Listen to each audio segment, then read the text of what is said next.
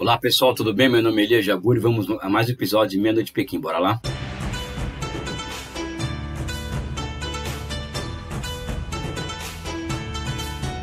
Não é de hoje, desde que aliás, muito antes que nós começarmos esse programa, Meia Noite de Pequim, e também com a minha intensa participação nas redes sociais, em programas de YouTube, canais de YouTube, incluindo recentemente a minha participação maior em programas tidos conservadores, ou seja, com um público mais conservador, mais de direita, como por exemplo Inteligência Limitada, BMF News, ou seja, a reação às minhas opiniões tem sido assim hiperbolizada. Eu tenho causado uma comoção generalizada por onde eu passo, por conta de uma suposta defesa minha da China, ou de uma defesa, como diz nas redes sociais, uma passada de pano em relação à China. Isso existia no campo da esquerda, por exemplo, quando mesmo nos meus embates na academia contra os marxistas acadêmicos, né, tem essa ideia de que, olha, tal pessoa tem uma visão crítica da China e outra pessoa não tem visão crítica da China, né? Então, mesmo as pessoas que estudam a China no âmbito acadêmico se dizem marxistas, ao querer desqualificar o seu interlocutor, diz, olha, eu sou crítico em relação à China, você tem uma visão crítica, enquanto que o outro não tem uma visão crítica. São gente qualificada, gente com doutorado, gente que está, né, estudando o tema e tal. Eu procuro dizer sempre o seguinte, eu não vou fazer a crítica que as pessoas querem que eu faça. Primeiro, a crítica que as pessoas querem que eu faça, essas pessoas, os marxistas acadêmicos, tem muito daquela crítica otancentrista, atlantista, do seguinte, olha, aquilo ali é uma coisa nova, é exótico, foge de uma determinada caixinha que no fundo é liberal, então aquilo é uma coisa a ser enfrentada, ou seja, a ser atacada.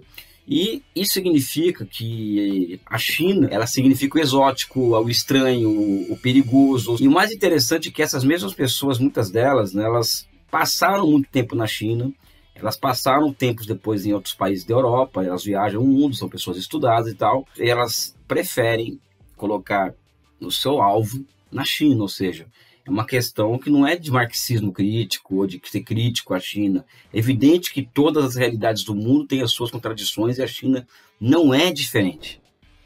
Ela é eivada de contradições, já tratamos de muitas delas aqui nesse meu programa, trato nos meus 6 livros, né, que eu escrevi, os 2 últimos com o Alberto Gabrielli. É um país eivado de contradição, que inclusive não se compreende o processo de desenvolvimento econômico e social sem perceber que a contradição é o motor desse processo. Então, as imensas contradições sociais acumuladas pela China nos últimos 40 anos é o que está movendo o país a uma nova onda de mudanças institucionais voltadas à mudança nos esquemas de propriedade, para enfrentar a questão das desigualdades sociais. Ou seja, isso nunca deixei de falar aqui no nosso canal, né, e aonde eu tenho espaço de escrever e de falar. Mas o fato é que nós somos chamados de acríticos em relação à China, o que é uma tremenda injustiça.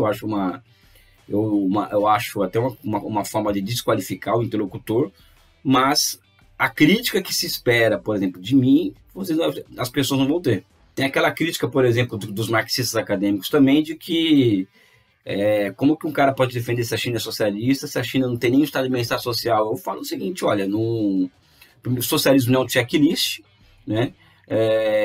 E para mim um país socialista, além do Partido Comunista do Poder, um partido que controla a propriedade pública e os meios de produção, é um partido capaz de enfrentar as grandes questões políticas do seu tempo, os desafios do seu tempo, né, à altura de um partido comunista. Eu acho que essa é a principal forma de eu declarar a natureza de orientação socialista ou não de uma formação social. Né? E evidentemente que a constituição de um estado de bem-estar social em um país de 1,4 bilhão de habitantes, como eu já disse aqui, não é algo barato, né?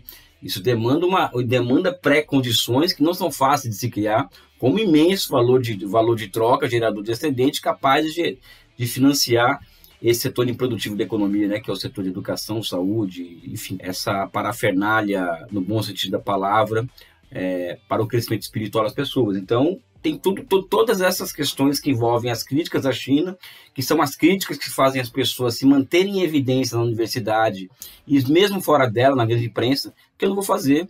Eu pago esse preço e continuaria a pagar esse preço de não ser um defensor da China.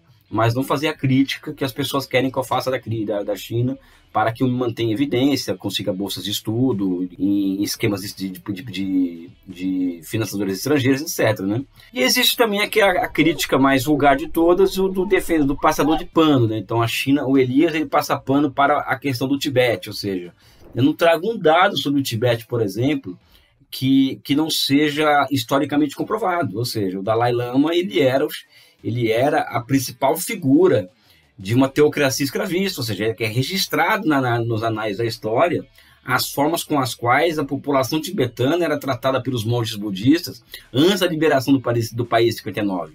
As duríssimas leis com as quais os servos tibetanos eram tratados caso não cumprissem com as suas obrigações. É fartamente documentada a falta de direito das mulheres antes da liberação em 59. Assim como é farta a documentação histórica afirmando que o Tibete é parte da China há 700 anos. Então, não estou passando pano para a China com relação ao Tibete, por exemplo. Estou apenas trazendo dados historicamente comprovados sobre a relação da China com o Tibete e dos monges tibetanos, com aquela casta ultra-reacionária no topo da estrutura social do país em relação ao próprio povo.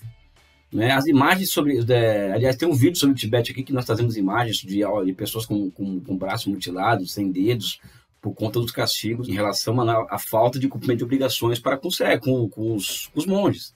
Né? Xinjiang é a mesma coisa, né? Mas a grande questão é que as pessoas não nos provam o contrário, ou seja, de que ocorre de fato um genocídio cultural no Xinjiang, existe uma opressão implacável à população uigur, e que existe uma política de genocídio até étnico, ou seja, de redução do tamanho da população uigur em relação às outras etnias do país. As pessoas não trazem uma prova para demonstrar isso para a gente. Né? E nós trazemos dados, como já fizemos um vídeo aqui, dados sobre o Xinjiang, né?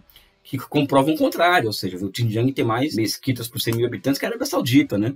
Eu não conheço a Arábia Saudita, conheço o Líbano e conheço Síria, né? E conheço o Xinjiang, posso comprovar que no Xinjiang tem muito mais mesquitas do que, visivelmente, no Xinjiang tem mais mesquitas do que na Síria e no Líbano. E também tem aquela crítica que ela é a mais dos liberais, que é que eu mais sofri por conta da minha participação bomba no programa Entrevista Limitada. Mando um abraço aqui para o Rogério Vilela, que me entrevistou nesse programa, uma figuraça, super gente boa, né?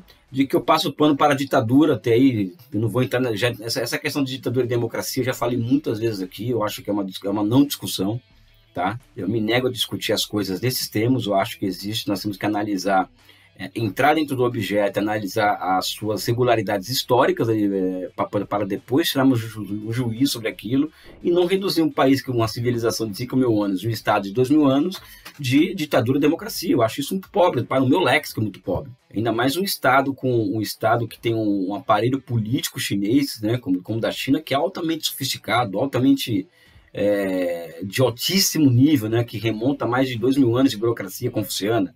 Né? Então, esse Estado chinês hoje, que chamam de autocracia, é um Estado que tem esquemas políticos altamente sofisticados. Né? Então, eu não vou reduzir a isso, me desculpem, mas não vou reduzir a isso. E a outra coisa, né? A questão do modelo econômico chinês. Pessoal, acho que é uma coisa muito clara. A China está há 40 anos dando certo. Há 40 anos a China cresce. A China eliminou a pobreza extrema do país. A China conseguiu criar condições políticos, jurídicos, institucionais, produtivos e financeiros para enfrentar o Covid-0 e ter uma redução de danos absurda, de 5 mil mortes, por exemplo. Enquanto os americanos morreram 1 milhão de pessoas. E no Ocidente ocorre um movimento contrário. Quando eu falo Ocidente, não falo nem de América Latina, porque eu não acho que a América Latina é Ocidente. Nós somos latinos. Né? Mas eu falo da regressão social na Europa, nos Estados Unidos, que é uma coisa absurda nos últimos 40 anos. Os últimos 40 anos, a China faz um movimento para um lado, ou seja, ela é uma franca ascendência em todos os campos da economia e da própria questão social, enquanto os americanos e europeus ao contrário. Então eu chamo a reflexão das pessoas em querer, como demonstrar para mim que o sistema econômico liberal é mais eficiente do que o chinês. Os dados não demonstram isso. Estaria passando pano para a China porque eu falo isso? Não.